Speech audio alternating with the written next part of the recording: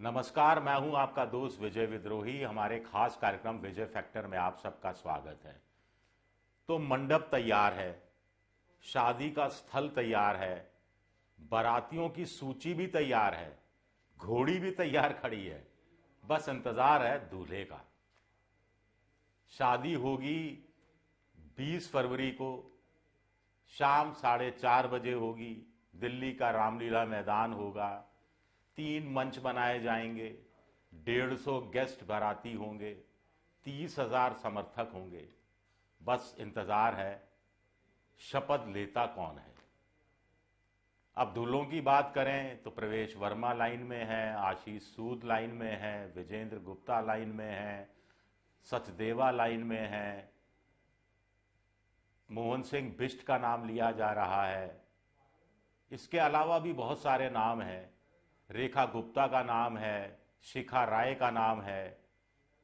लेकिन कौन बनेगा दिल्ली का मुख्यमंत्री, ये अभी तक पार्टी तय नहीं कर पाई है। पहले कहा गया था प्रधानमंत्री अमेरिका से लौट आएंगे, फिर नाम तय होगा।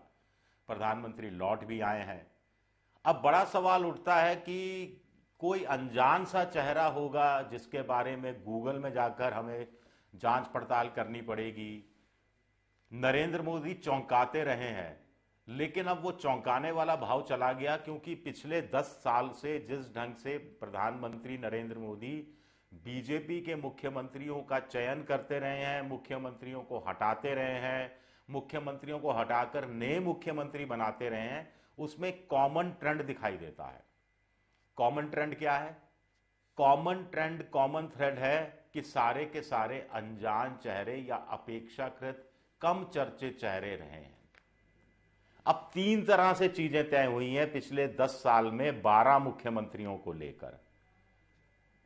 6 राज्यों में विधानसभा चुनाव से पहले मुख्यमंत्री बदल दिए गए।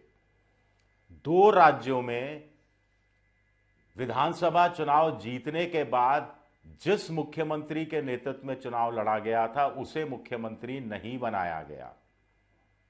और 4 बार ऐसा हुआ कि नए मुख्यमंत्री ऐसे लोग रहे जिनको कोई जानता तक नहीं था, जो विधायक दल की बैठक जो केंद्रीय पर्यवेक्षकों की मौजूदगी में हो रही थी, सबसे पीछे की कतार में खड़े थे, सबसे पीछे की कतार में, और पर्ची से नाम निकाला जा रहा था।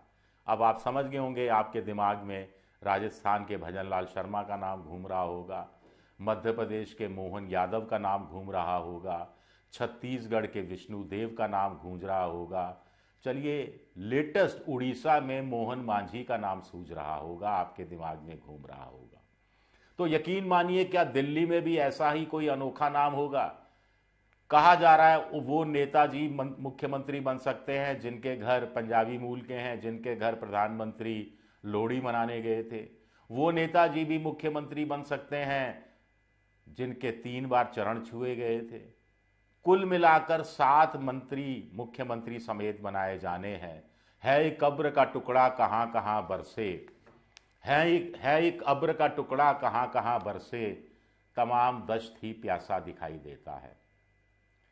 तो कहानी में बता रहा था कि आखिर मोदी जी ऐसा करते क्यों हैं, अनजान चेहरे पर इतना यकीन क्यों करते हैं? क्या पुराने चेहरों पर वो यकीन नहीं करना चाहते, या पुराने चेहरों को बढ़ावा नहीं देना चाहते? इस पर बात करेंगे, लेकिन थोड़े से आप सामने आंकड़े दे दूं।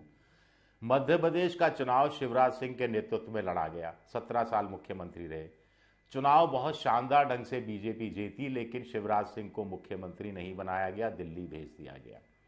असम का चुनाव सर्बानंद सोनोवाल के नेतृत्व में लड़ा गया। यंग नेता, अच्छा मुख्यमंत्री के रूप में कार्यकाल रहा, लेकिन मुख्यमंत्री उनको नहीं बनाया गया। पार्टी जब दोबारा जीत कर आती है, हेमंत बिस्वा शर्मा मुख्यमंत्री बना दिए जाते हैं।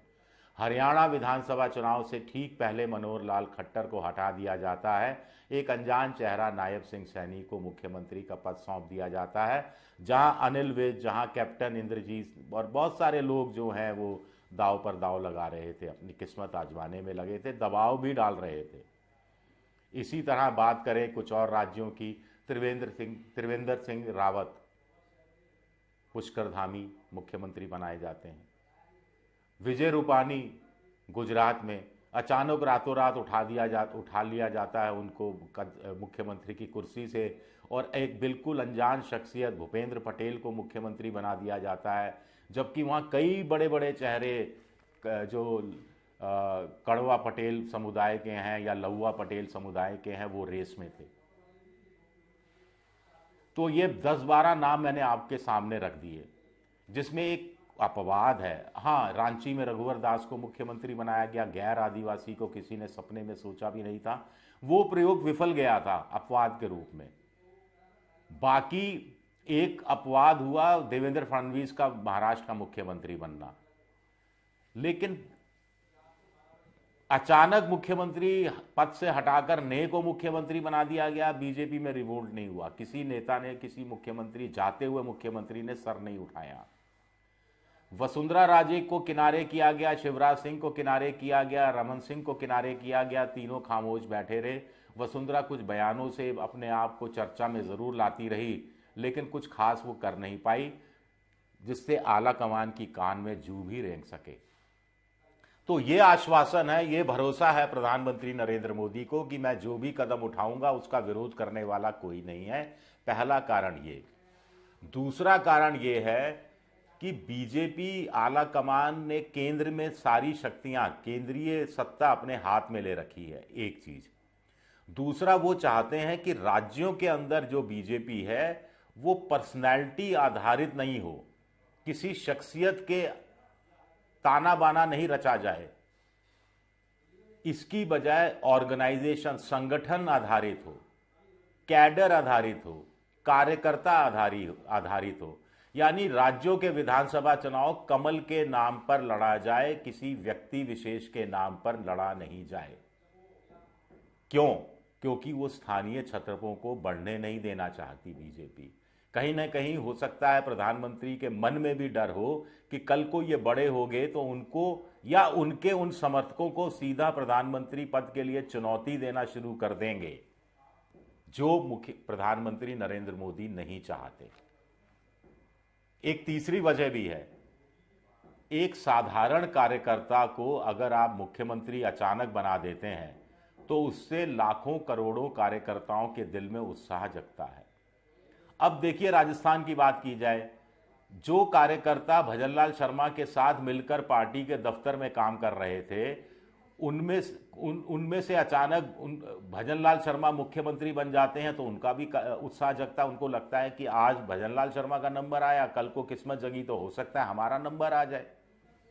मोदी जानते हैं कि भजनलाल शर्मा के मुख्यमंत्री बनने से वसुंधरा नाराज हो जाएंगी, कुछ और बड़े नेता नाराज हो जाएंगे, लेकिन उसकी नाराजगी की फिक्र उनको नहीं है, क्योंकि उनमें विद्रोह करने की क्षमता नहीं है। विद्रोह किया भी तो मिटा दिया जाएगा सियासी रूप से। लेकिन भजनलाल शर्मा जैसे साधारण कार्यकर्ता को मुख्यमंत्री बना दिया तो उसका असर दूर तक हो जाएगा और लाखों करोड़ों कार्यकर्ता मोदी के मुरीद हो जाएंगे, भजनलाल के मुरीद नहीं होंगे।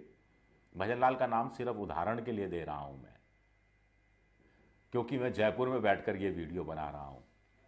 तो ये स्ट्रेटजी है, 3 तरह की स्ट्रेटजी है मोदी की, कि एक तो वाजपेयी जी, आडवाणी जी के समय के लोगों को हाशिए पर डाल देना है, नाम लेवा नहीं रहे सियासी रूप से। दूसरा, राज्यों में स्थानीय छत्रपों को पनपने नहीं देना है। संगठन के नाम पर, कमल के नाम पर मुख्यमंत्री के चेहरे, प्रधानमंत्री के चेहरे पर चुनाव लड़ा जाए, व्यक्ति विशेष के नाम पर चेहरा विधानसभा का नहीं लड़ा जाए। तीसरा, साधारण कार्यकर्ता को महत्व देना, यानी कैडर बेस पार्टी में नया उत्साह, जड़ों को सींचना जैसा हो जाता है, नया नया बनाना, नए नए लोग आएंगे, पार्टी नई नई लगेगी। यही फर्क है बीजेपी में। और ये इसी कारण हम कह रहे हैं कि दिल्ली में जो ये बड़े बड़े नाम घोड़ी चढ़ने के लिए, सत्ता की घोड़ी चढ़ने के लिए तैयार बैठे हैं, हो सकता है उनको बाराती बनकर जाना जाए, बाराती बनकर जाने के लिए मजबूर होना पड़े और अब वहाँ दर्शक दीर्घा में बैठकर देखना पड़े कि एक नया अनजान चेहरा 27 साल बाद दिल्ली में मुख्यमंत्री पद की शपथ ले रहा है। शुक्रिया मेरा ये वीडियो देखने के लिए, बहुत बहुत शुक्रिया।